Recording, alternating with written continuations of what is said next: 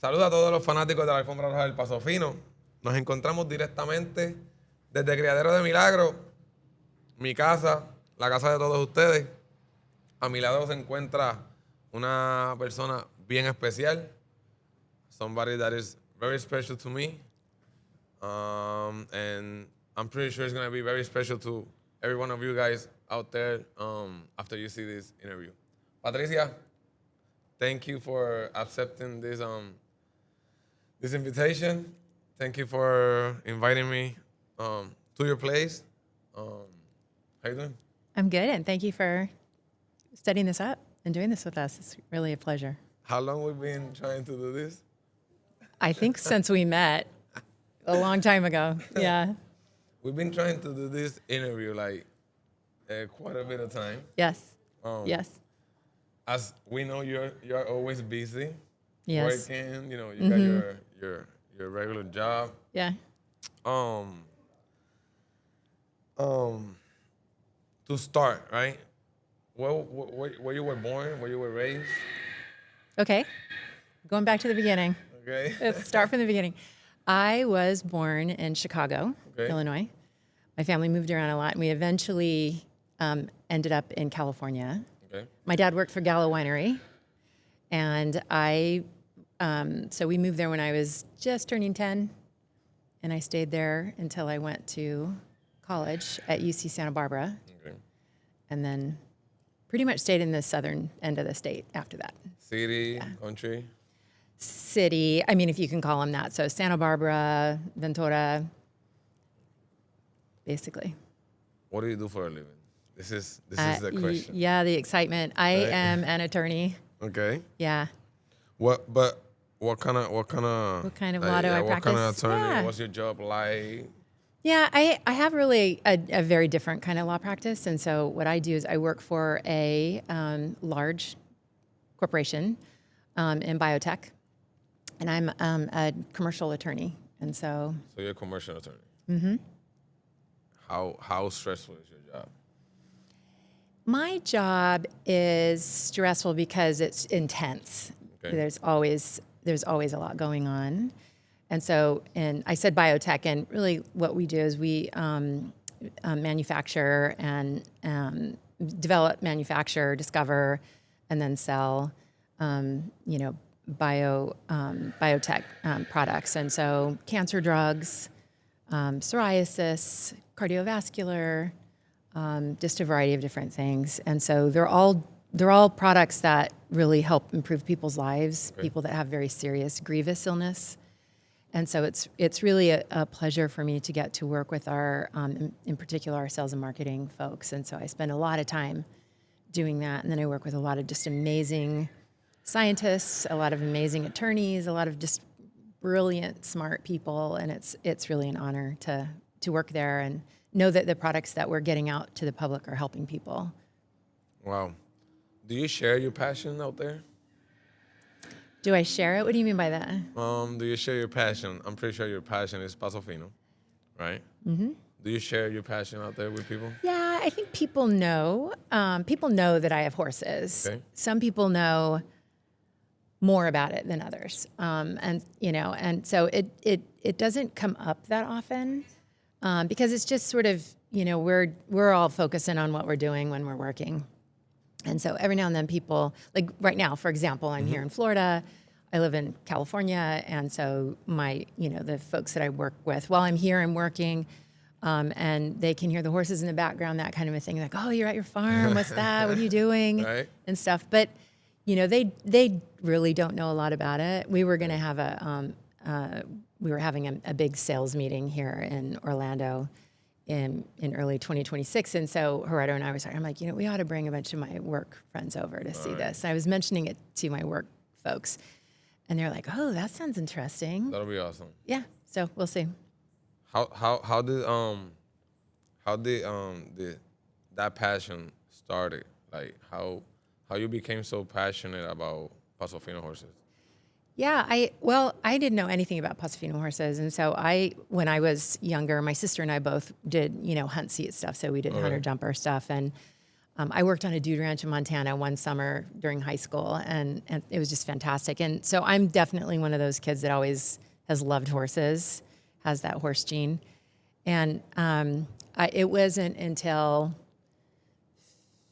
16 years ago that I even heard PASOFINO the first time. Wow. And so a friend of mine who's I was going through cancer treatment. Okay. And You were? I was. Okay. And I was all through, all of the surgeries, chemo, all of that stuff, and I was at this stage of getting radiation. And when you do radiation, they have a plan for you. And so every day for, I don't know, like 45 days or something, except on the weekends, I had, radiation, and you go in and they have to line the machine up and all that stuff. And I went at a time of day where I was always getting the same radiation tech. So she and I got to know each other. And at one point she asked me, like, what do you like to do? What do you? And I'm like, well, I work at a law firm, and and I was at the time. And I'm like, I don't really get to do my passion. We started talking about what that was, and it was like horses, and I haven't ridden a horse in like 10 years and blah, blah, blah. And so she asked me if I'd ever heard of Pasofinos, and I was like, nope, don't know anything about that. So it took us about 2 years, kind of like how long it took us to sit down and have this conversation together. But it took about 2 years, and so I switched jobs. And oh my God, live and yes. Go ahead. I'm sorry. Keep going. oh, it's okay. So so she and I had switched jobs, and so I switched over to the company that I'm at now. And I got a hold of her and I said, hey, I'm finally ready to go see these horses that you were telling me about. So we went to the LA Equestrian Center. Okay. And This is back in California? Back in California, Okay. in Los Angeles at the LA Equestrian Center. And we walked in to the Fiesta of the Spanish Horse. Okay. And I got my first view of a PASOFINO. And I was like, wow, this is interesting, And there was a huge trainer that was riding this very little horse, and I'll never forget it. And I was like, wow, that's really different, huh? I don't know about that, Okay. because it just was kind of so disproportional. Like this person was so big on this little horse, and it was like, wow, that's funky. So then she introduced me to Herardo, Bob Osborne, who at the time had Rancho de Milagro. And then I met KK, who was a dear, dear friend of mine. And so within 2 months, my daughter and I owned 2 horses, and we were competing, and we were like into it, and we loved it. Wow. Yeah. Oh, wow. Yeah. Going a little fast forward. You get into the horses. You get to know Herardo because he used to work with Bob, at the Criadero de Milagro before he passed away. Yeah.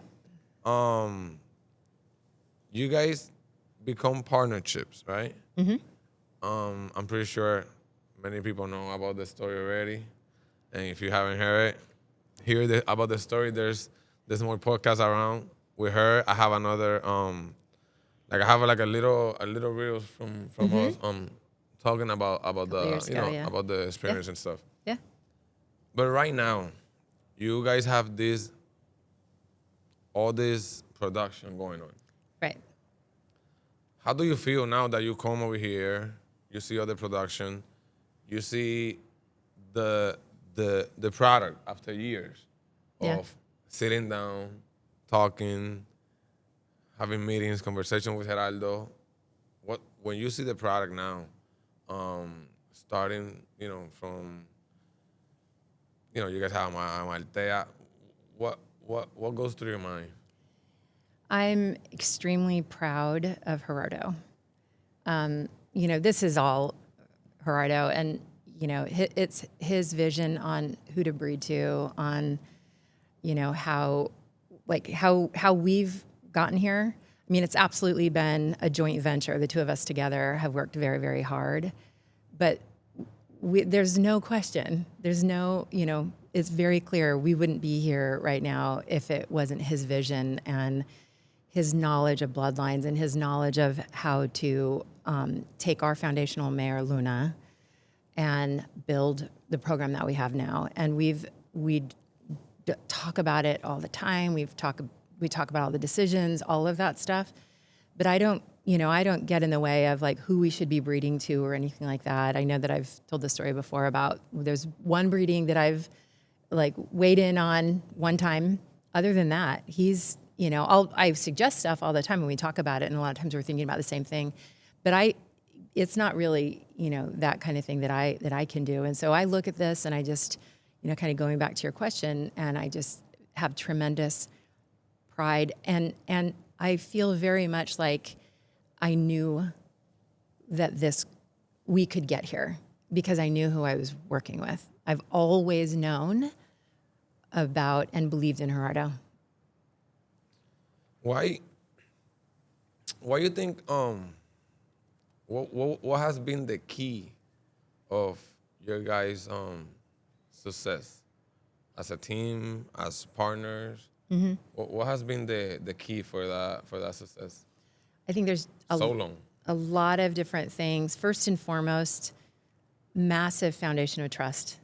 We really, really trust each other, and we really respect each other, and we really appreciate what each of us have to offer, and we listen to each other, and we talk through things, and we really, together, I think our creative juices when we're talking to each other, I don't know, there's something about the way we think is very, very similar. And so we're able to sort of riff with each other all the time on ideas and kind of, build that foundation of ideas and with trust. And, when times are hard, we've had a lot of hard times. Every farm out there probably feels more hard times than they do the good times, right? Mm-hmm. Like, on balance. But, all of those times that we've been through, we always stick together, and we've really kept it. The team that we have is just the two of us. And then, folks that work with us that are very trusted mm-hmm. people. But we're pretty low profile. We're not a flashy pair. I'm mostly in the background. Like, most people don't even know. They probably know that he has a partner. They don't know know who it is. They wouldn't know me if they fell over me, which is fine. I don't need that. And I'm really focused on what it is that we're doing. I feel like our product speaks for itself. Like, our product will tell you everything you need to know about our farm and what we're doing. And I think that we both have just kept our goals, like our feet on the ground, right? We're not trying to do too much. We're not trying to, we're just focusing in on, trying to make the best quality, product available and be a trustworthy farm that people can come to and trust what we're telling them and see with their own eyes. And I think that that's why it works. And we've just, the two of us have stuck together because our chemistry works really, really well together. Have you ever thought about quitting? Oh, yeah. Yeah? Yeah, Example. Yeah, I'm... if you can say anyone. Yeah, sure. I mean, there's always, like, all through the year, every year, like, I'm always like, how long do I keep doing this? Especially when I'm in California and I haven't been here for a while, I start to think, like, how much longer am I going to do this? Is this still the right thing for me? And usually I come here, I get this massive shot in the arm, and I'm, re-enthused and excited. Or anytime we have our telephone conversations and we talk about business and stuff like that, the thing that always, when I start going like, okay, when am I going to hang it up and leave it to Herardo, to take it forward? Because that's really what will happen, right? Is at some point, and once this is really on its own and running with it doesn't need me and he doesn't need me. I'm like, I'd always be here to help him. There's no mm-hmm. question. But we get on the phone and we start talking about the horses and going through different things, and it just always is like so exciting and stuff like that. And so it and when I've talked to him, I'm like, I don't know how much longer. What does this look like for us and stuff? And, and he's so sweet. He's like, I can't imagine doing this with anyone but you. And I wouldn't be able to do it with anyone but him for sure. So it's funny because last time we were having a conversation and I really, like, the background, we were having a conversation and I asked you, what do you guys see yourself in 5 years? Mm-hmm. And now that you said this, right, it's like, well, sometimes those down moments come, and then when you come over here, It's Yeah. like, oh my God, we have all this. Um, it's very like a lot of people talk about it outside about what do you guys have here, you know, how you guys, you know, all the quality products that you guys have. How that make you feel? Is that those are one of the things that you'll be like, you know what, we gotta keep going, like, I have to tell you, I don't really hear about that stuff. no, okay, Not really. And Herardo is not like I have to ask him like, what are people saying? you don't brag about it. No, he's not that guy. Yeah. He's not that person. Herardo is exactly who he is when you meet him. I've known him now for 16 years. He's exactly who you meet. He's a humble, you know, honest guy. Yeah. And the only reason that I get a sense, we were having some dinner with friends the other night and they were talking about our farm and I left and I'm like, wow, they were really, and he goes, yeah. And I'm like, okay, I just Right. don't have that. They're talking about our farm? They're talking about our farm. We have very complimentary, I was very like, wow, I was impressed that these people who I have great respect for were saying that about, you know, very complimentary to us. And it was like, wow, that is just really wonderful. And he says, yeah, you know. And so I will tell you, I don't really have a sense of it. My biggest problem is I'm sort of like, you know, a little bit clueless Say it. here, Say is that it. I don't speak Spanish. I don't speak Spanish. That's a problem. Herardo and I always talk about this. I'm like, man, I would know so much more if I just spoke Spanish because I love to listen to the conversations you and hear told what me. people are saying about Yeah. the horses and stuff like that. And if I could just do that, I would be even so much better at knowing what I'm looking at and all of that kind of stuff. And I don't.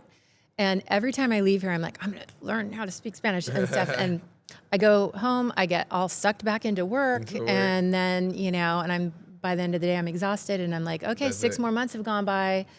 Haven't learned any Spanish, Patricia, you know, and blah, blah, blah, blah, blah. And so like that, you know, bad on me. And it's really a lost opportunity for me. It's a massive missed opportunity for me.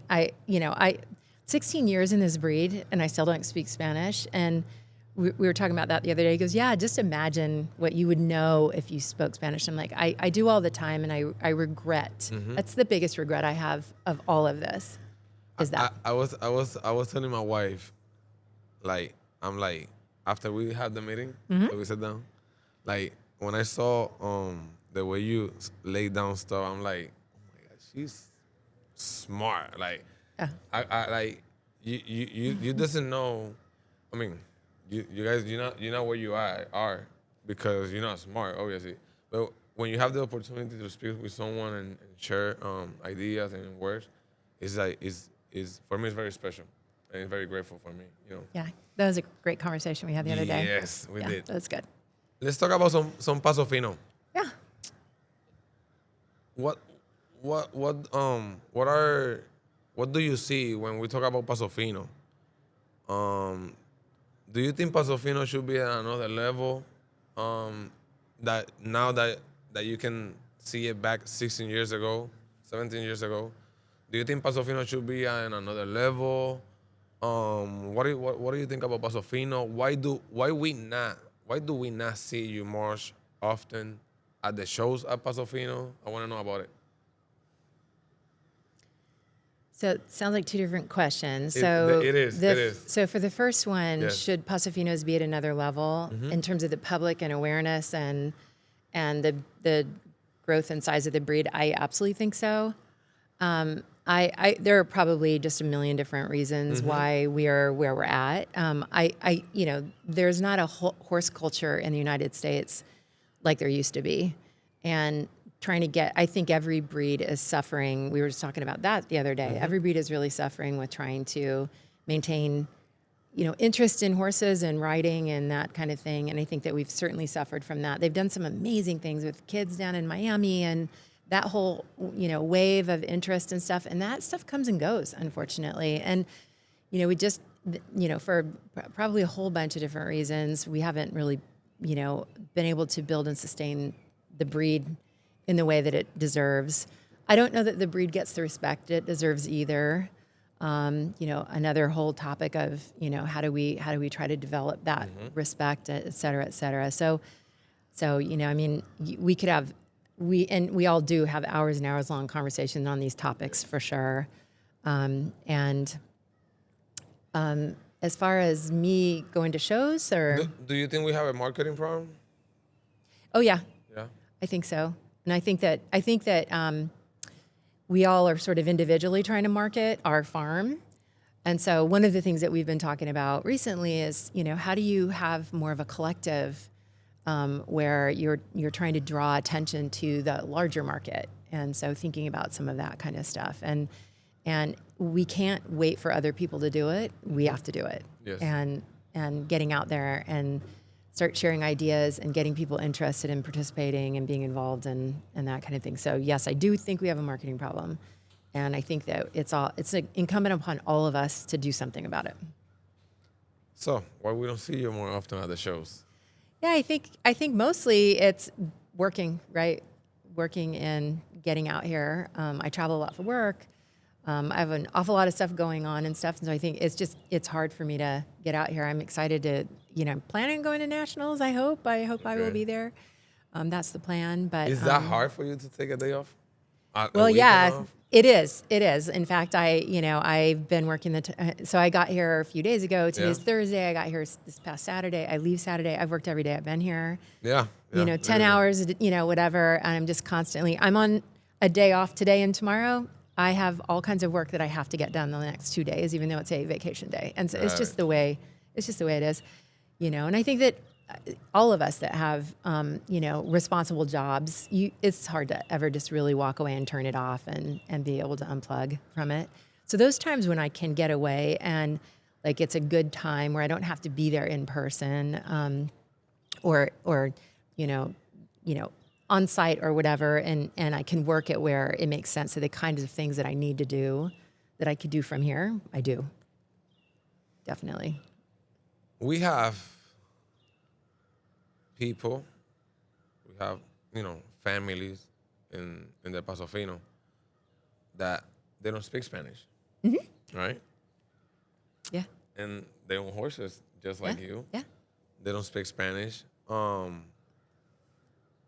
What do you think it has to be done for the American people, so they can feel more part of the Paso Fino? We all know that the Paso Fino is led by Hispanics, and that's not a secret. But we have welcomed you guys into this world, right? That you guys pretty much don't know about it. Yeah. Do you think what it has to be? What do we have to do so that can keep continuing? Because let's say you speak to one of your friends, right? And they don't speak Spanish. They might have the same problem. They might feel just the same way. You feel or whatever. What do you think we have to do from your perspective? I think it's the same thing you have to do with everybody that you want to invite into PASOFINOs, put them on a horse. Like the horse is the ambassador. That's how if you're going to get into this breed or, have any interest in this breed, is because you sat on one of these horses. And so I've had the benefit, like Herardo speaks impeccable English. And so, for me, it's been very, very easy. And, when we are at shows and stuff and he's busy, I don't have the benefit of him, in my ear translating, if he's off busy doing something. But usually like at a show when we're sitting together, whatever, he absolutely is. But so a lot of it is, and I think the shows are great. Like I think that there's a lot of, there's a lot of English spoken, certainly in the rings and all of that when they're talking about, they're talking about why a horse placed where they did when the judges come out and do that. And I think they do a great job with that. But just getting people into the breed, I don't think it matters whether you're English speaking, only English speaking, or, bilingual is absolutely, or Spanish speaking only, is you have to get on a horse and go from there. That'll speak by itself? I think that speaks the most. That's the most important thing. And then going from there and connecting in with, obviously you've really got to connect in with the right people that are honest and are going to, take care of you. and that you can trust and, build that trust foundation. If I hadn't met Herardo from the beginning, I don't know whether I'd still be in this breed or not, and so I've had, the benefit of meeting the right person from the beginning. We've always been together, always. I've never worked with anyone else at all. And so I've been, blessed by meeting him from the start. When we were having the conversation, you said something that really got my attention. And you said, our relationship has lasted so long because we have not let anybody, or we have not invited anybody in our partnership or our business. Talk to me a little bit about that. Yeah. So like I was saying a little earlier, Herardo and I have really good chemistry. We can finish each other's sentences, sort of thing. The way we think about things, the way we solve problems, the way we talk through ideas. So that works very well together. And you add in another person, it can change that entire dynamic. And we've never needed to. And so I think that, if we needed to, we'd talk about it and try to find a person that's similar to us, where it could be a 3-way or 4-way, whatever, equal, partnership, whatever we would be considering. But the depth of our, friendship, ultimately we're very good friends. Like my family knows him. My family knows his family. They know me. They know my family. Always want to know about my family, et cetera. Like we're very connected, and so it's at a whole different level than just regular business partners. Got it. It's more than that. It's way more than that, exactly. And so, it's lasted the test of time. It's been 16 years, and we met in 2009, but it wasn't until 2013 that we started, teaming up together on Luna and all of that stuff. And I know that I've talked about it. 4 years after. Yeah, that was when Bob passed away. But I was that 4 years, that 2009 to 2013, before Bob passed away. He had this beautiful farm, Rancho de Milagro, in Hemet, California, and my daughter and I would drive 2.5 hours every Friday through LA traffic to get to the farm. We'd stay there all weekend, sleep on the couch in the pool room that they had and hang out and just ride horses all day long, play pool, hang out, have so much fun. And then on Sunday we would drive home, and we lived for going there on the weekend. And so we just got to know them very well. And it's just so foundational. He's like a brother. Herardo's like a brother to me. And so, that's why we've never needed to bring in anybody else. And so it's never been a consideration. And we've known that this works the way we have it. Why mess up a good thing? Yeah.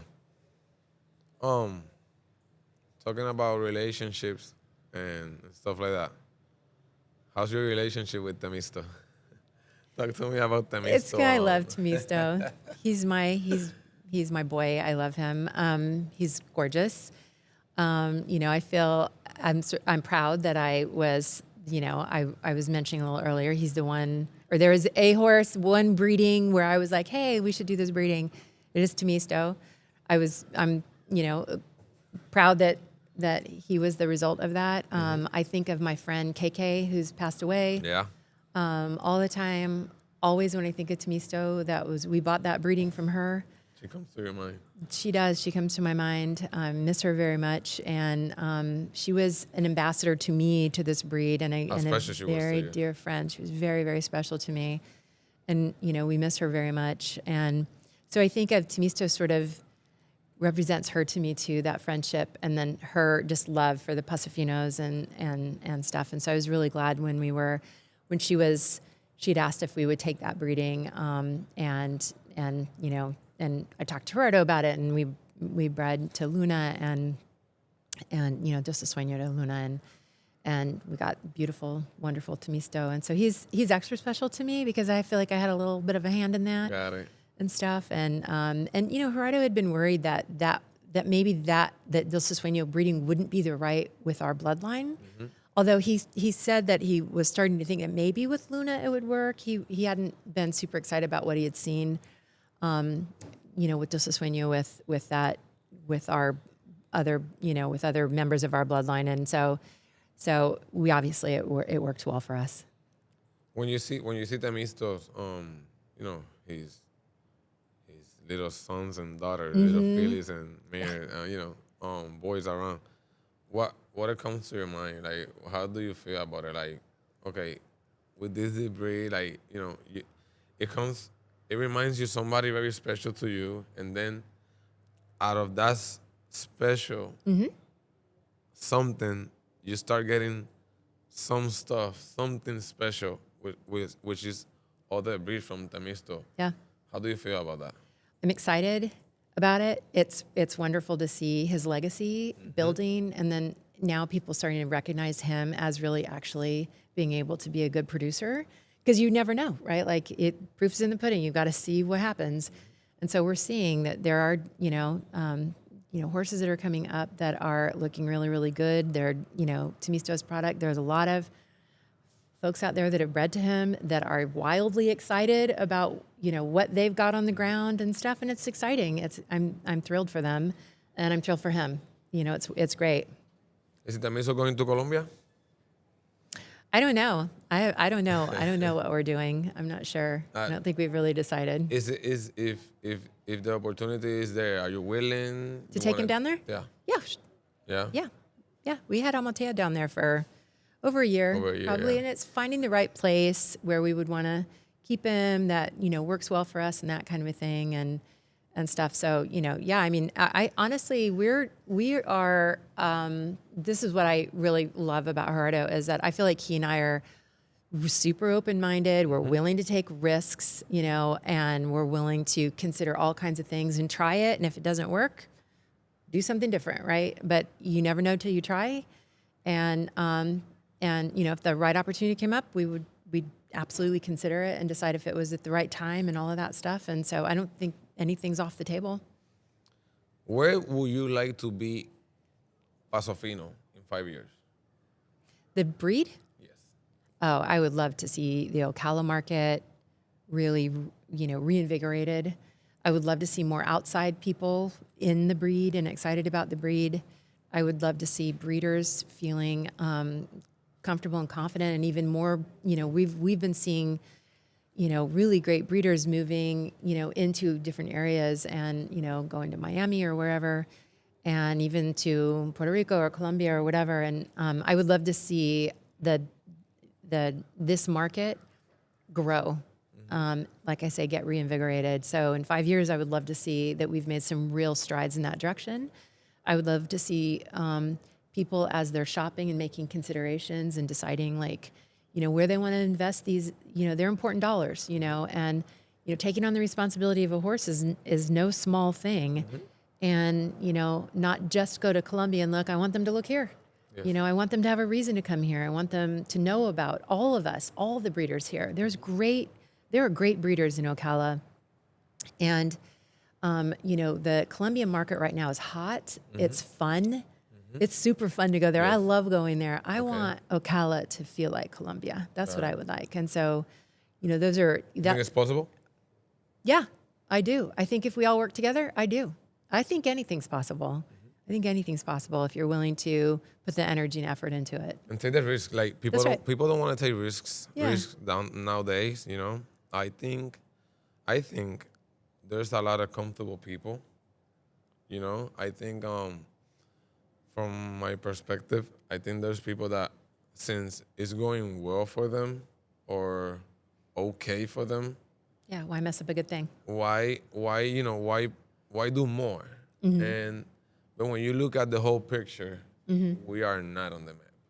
Like, no. we are very small on the map. And getting smaller. And getting smaller. Yeah. And it's sad because we have such a good product, which I'm pretty sure, like, what was your first thought when you got on a Paso Fino horse? When you felt a Paso Fino horse? What went through your mind?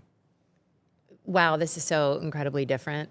It was, it was surprising how different it was. And so it didn't take very long to sort of figure out what to do, and like just how comfortable it was not having to post, being able to move across the ground very, very quickly and not have to, be, jolted around, and just the power that you feel, and that, just the heart of these horses. And that came through right away. At that point, you fell in love with it? Yeah, right away. Like I said, the first horse that my daughter got on at the Fiesta de Spanish Horse, we owned her within 2 months. Wow. Yeah, and it was funny because Bob was brilliant at this. So he was funny. He's like, "Oh, come on out to the farm in Hemet," because Hemet and LA are a couple hours apart. Hemet's out in San Bernardino County. And they were in for the show for the weekend. He goes, "Come on out to the farm and we'll have a day." And of course, that's what, we sat around their beautiful arena, and Herardo showed a bunch of stuff, and we both got on horses and rode around, and we're like, "This is really fun. This is great." And he was like, "Maggie, she was 12, I guess at the time, 11, 12. And he was like, "You don't have to own a horse." At the time it was amateur owner. And so it's like, if you were a junior, sub-junior, whatever, you didn't have to own the horse. And he's like, "You could show her. There's a show coming up in Santa Barbara. Look at that. And just like a month, and you could show her. And we're going to take the horses up. And if you guys want to come up and train, you can show her at this show."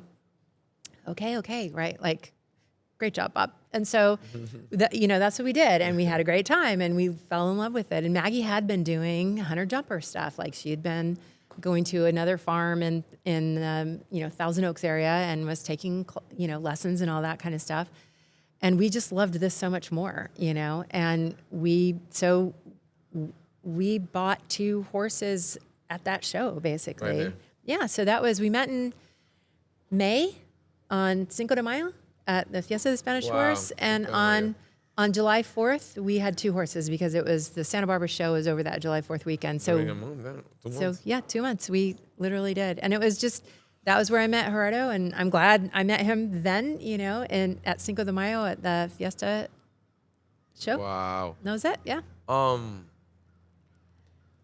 When we talk, I'm going a little bit back on the story about when we were talking about PASOFINO. That just came onto my mind. What about doing? I'm not doing, right? But do you think going to the talking about PASOFINO? Do you think we have to spend time, like, ¿cómo se dice eso? Spend time together as every finca. Like, we don't gather much. Like, Yes, we do. Everybody's like on their own. I know what you're saying. Yes. Do you think we have to gather more, spend time, spend spend some quality time? Yes. Come to my finca, I'll go to yours, blah, blah, blah. Yes. 1,000 times yes. We had a lovely dinner the other night with some friends from another farm. Yeah, I said that because I want you to speak about that. Beautiful farm, yes. And so, we met with Amy and Gordo, and from Castle Ridge, and we had such a lovely time just sitting and talking. Shout out to Castle Ridge. Shout out to Castle Ridge, yes. And both of them, they're farm. Beautiful farm and beautiful people. Yes. Beautiful people. Very humble. They very much so. Beautiful horses. Yes. They know what they're doing. We admire them so much. And we were sharing ideas, and we were marveling with each other at the fact, like, what's taking us so long? Why is this the first time that we've, gotten together and just hanging out and talking about ideas and things maybe that frustrate us, or ideas that we have, and all of that kind of stuff? Because, it was wonderful to see how much we shared, and ideas about working together and helping to sort of build our market. It was very exciting, and we like I said, we were reflecting on the fact that at the show, and Herardo had said this when we were driving over to dinner. It was like, the show, you're focusing in, you got your game face on, you're doing you're competing or you've got clients that are competing, like you're working, right? And it's exhausting. It's exhausting. You're not socializing, No, you're right? not. And when you're done with the show, you go back, you know, you're training and so on and so forth. Like we didn't get to get for dinner until like 9 or so at night because that's just a long day that the trainers have, that they're out there and so on and so forth. And, you know, by the end of that day, it's pretty tiring for people to be like, all right, let's go socialize now. You know, it just doesn't happen. You've got to put the energy and effort into it. And so we were very, you know, appreciative and loved the opportunity to just sit down and talk with them. And we were very much feeling like this is definitely missing. Like we've got to rebuild community here. And I say rebuild, I can't actually say that I've ever known of a community here, but I don't live here. Like I can't really speak to whether there was one and it's, you know, I can say now that it doesn't feel like there is. And I'm gathering from others that there's that sense. And that, you know, we would love to put the energy into, you know, establishing or reestablishing, whatever the case may be, a community here where people, you know, that I know Herardo's talking and texting and communicating with folks all over the place, Colombia, Puerto Rico, Dominican, all day long, every day. But actually getting together and sitting down and going to each other's farms and all that kind of stuff, I don't think that's happening very much. And I do think that that's missing. I think there's nothing quite like being in the presence and face-to-face is really such a better way for humans to relate and communicate to each other than just over a phone. And to get to finish this amazing conversation that I have had with you, in your own words, what would you do to make a show better? What will I do to make a show better? In your own words.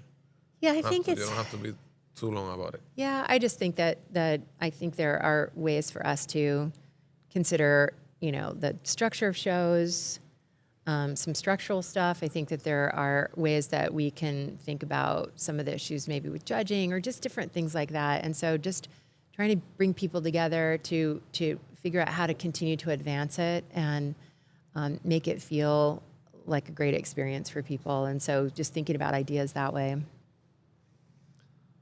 It was I'm gonna leave it here because I know we're gonna sit down again and talk. It was a great experience sitting down and having this conversation with you, sharing thoughts about it, telling everybody where you come from, what do you do for a living, you know. It was great. Thank you for always helping me. Oh, Always my pleasure. be grateful for that. And thank you guys for enjoying us today. Dale like al botón, suscríbete al canal de YouTube, síguenos por todas las redes sociales, Instagram, YouTube, Facebook. Dale like a esta entrevista para que sea distribuida y así pues sigamos creciendo lo que es la comunidad del Paso Fino. Y pues, hasta ahorita.